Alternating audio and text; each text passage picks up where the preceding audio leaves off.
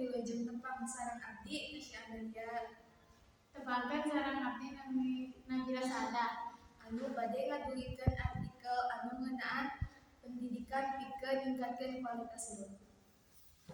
Artikel pendidikan pikeun ningkatkeun kualitas hirup. Pendidikan tangtu bae penting pisan pikeun ningkatkeun kualitas hirup urang, misalna pikeun neangan pagawean anu hade. Engkena pendidikan nu urang boga kudu urang pake sing kabener ulah disalahgunakeun. Pendidikan nu urang boga lamun teu dimanfaatkeun atawa diparakeun dina kahirupan bareng tentu eta moal aya hartina.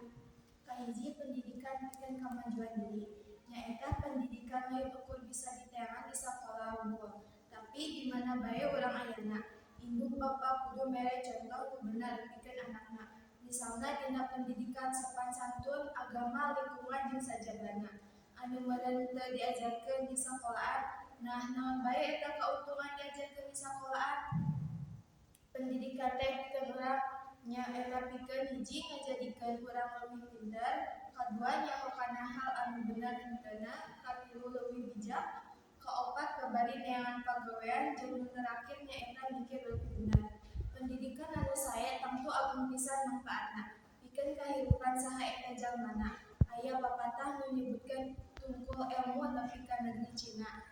Nah eta hartina urang kudu diajar saluhur-luhurna pikeun ningkatkeun kualitas kahirupan nu bagja gajah engkena. Dua, pendidikan pikeun karir atau pagawean. Jalma anu boga pendidikan anu luhur bisa leuwih gampil ngeunankeun pagawean asal urang terus ikhtiar jeung ngadoa pikeun meunangkeun pagawean dipikahayang ku urang sarta mapraktekeun elmu nu ku urang bisa atawa dikuasaan. Nu katilu nyaeta pendidikan pikeun ngabogaan karakter. Lain saukur ajang neangan pagawean unggul, tapi ku ayana pendidikan tiasa ngajarkeun urang kana sopan santun jeung hal-hal anu leuwih bener.